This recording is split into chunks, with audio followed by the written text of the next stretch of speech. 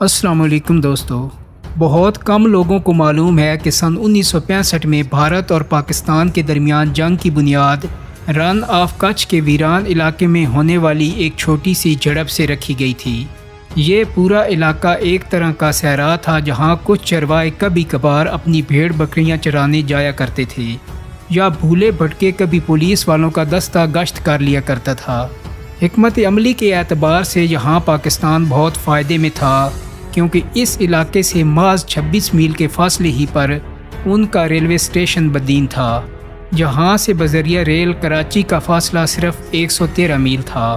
पाकिस्तान की 8वीं डिवीज़न का यहीं पर हेडक्वार्टर था। दूसरी तरफ भारत की जानिब से कच्छ के मैदान में पहुँचने के तमाम रास्ते तकरीबन नाकाबिले रसाई थे। सबसे नज़दीक 31वीं ब्रिगेड अहमदाबाद में थी, जहां से नज़दीकी रेलवे स्टेशन भोज से 180 किलोमीटर के फासले पर था। भोज यूं तो इस इलाके का एक छोटा शहर था, लेकिन मतनाज़ा पाकिस्तानी सरहद से 110 मील के फासले पर था। झगड़े की इब्तदा उस वक्त हुई जब भारतीय सिक्योरिटी फोर्सेस को पता चला कि पाकिस्तान ने डेंग और सराई को मिलाने के लिए 18 मील तवील एक कच्ची सड़क बना ली है। भारत ने इस सिलसिले पर मकामी और सफारती सतह पर एहतजाज किया। पाकिस्तान ने इसके जवाब में 51 ब्रिगेड के कमांडर ब्रिगेडियर अजहर को इस इलाके में मजीद जारहाना गश्त करने का हुक्म दे दिया। इधर मार्च के आते आते भारत ने भी कज्जर कोट के करीब निसफ किलोमीटर जनूब में सरदार चौकी बना ली। पाकिस्तान के commander major general Tikka Khan ने ब्रिगेडियर अजहर को हुक्म दिया कि हमला करके भारत की नई बनी सरदार चौकी को तबाह कर दिया जाए। 9 अप्रैल की सुबह 2 बजे पाकिस्तानी हमला शुरू हुआ। उन्हें सरदार चौकी, जंगल और शालीमार नाम की 2 मजीद भारतीय चौकियों पर कब्जा करने का हुक्म भी दिया गया। शालीमार चौकी पर तैनात स्पेशल रिजर्व पुलिस के जवान मार्टर फायर के कवर में आगे बढ़ते हुए पाकिस्तानी फ़ौजों का मुकाबला नहीं कर पाए। ताहम सरदार चौकी पर तैनात पुलिस एहलकारों ने ज़बरदस्त मज़ाहमत की। 14 घंटे के ज़बरदस्त हमले के बाद ब्रिगेडियर अजहर ने गोलाबारी रोकने का हुक्म दिया। इस दौरान सरदार चौकी की हिफाजत पर मामूर पुलिस एहलकार 2 मील वापस वजीव कोट चौकी पर चले आए। पाकिस्तानियों को इसका पता नहीं चला और उन्होंने भी अपने फ़ौजियों को उसी जगह वापस आने का हुक्म दिया जहां से उन्होंने सुबह हमला शुरू किया था। शाम को वापस आने वाले जवानों को एहसास हुआ कि सरदार चौकी पर कोई भी पाकिस्तानी फ़ौजी नहीं है। उन्होंने शाम होते होते बगैर लड़े दोबारा उस चौकी पर कब्ज़ा कर लिया। BC चक्रवर्ती ने अपनी किताब हिस्ट्री ऑफ इंडो पाक वार 1965 में तबसरा किया है कि पाकिस्तान की 51 ब्रिगेड के कमांडर ने इतने ही अनाड़ीपन से ऑपरेशन को हैंडल किया जितना हिंदुस्तान की 31वीं इन्फेंट्री ब्रिगेड के ब्रिगेडियर पहलचानी ने। भारत ने सूरत हाल की संगीनी को देखते हुए मेजर जनरल डन को मुंबई से कच्छ भेजा।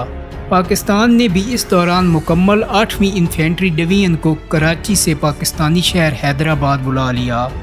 उस वक्त भारतीय इलाके में ब्रिगेड के कमांडर लेफ्टिनेंट कर्नल सुंदर जी ने पुलिस की वर्दी पहनकर इलाके का मुआयना किया और मशवरा दिया कि भारत को कजर कोट पर हमला कर देना चाहिए, लेकिन हुकूमत ने उनके मशवरे को तस्लीम नहीं किया। बाद में यही सुंदर जी भारत की आर्मी चीफ बने और उसी इलाके में उन्होंने सन 1987 में मशहूर ब्रास टेक फ़ौजी मशक की, जिसकी वजह से भारत और पाकिस्तान की फ़ौजें तकरीबन जंग के दहाने पर पहुंच गई। 24 अप्रैल को ब्रिगेडियर इफ्तिखार जंजुआ की क़ियादत में पाकिस्तानी फ़ौजियों ने सराबेत पर कब्ज़ा कर लिया।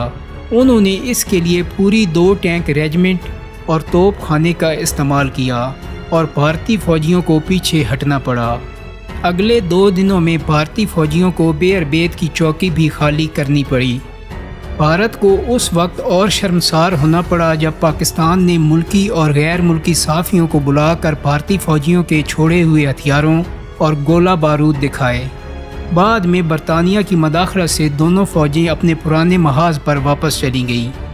फ़रख बाजवा ने अपनी किताब फ्राम कच्छ टू ताशकंद में लिखा है कि इससे पाकिस्तानी फ़ौज को कम से कम महदूद सतह पर ही सही भारतीय फ़ौज की सलाहियत को आजमाने का मौका मिला। भारत के उस वक्त के डिप्टी चीफ जनरल कुमार मैगलम ने कहा, भारत के लिए कच्छ की लड़ाई सही दुश्मन के साथ गलत वक्त पर गलत जंग थी। इस जंग में पाकिस्तान हिंदुस्तान पर भारी पड़ा, लेकिन इसकी वजह से पाकिस्तान को ये गलतफहमी भी हो गई और इसका उन्हें बहुत नुकसान भी हुआ कि कश्मीर की जंग उनके लिए केक वॉक साबित हुई। पाकिस्तान में भारत के साबिक हाई कमिश्नर शंकर बाजपाई का कहना है कि ये तसादम भारत के लिए नेमत साबित हुआ, क्योंकि इससे वो पाकिस्तान के अज़ाइम से बाखबर हो गया। 3 माह बाद जब पाकिस्तान ने ऑपरेशन जिब्राल्टर का आगाज़ किया तो हिंदुस्तानी फ़ौज उनसे निमटने के लिए पहले से तैयार थी। दोस्तों, उम्मीद करता हूँ कि मेरी आज की वीडियो आपको पसंद आई होगी।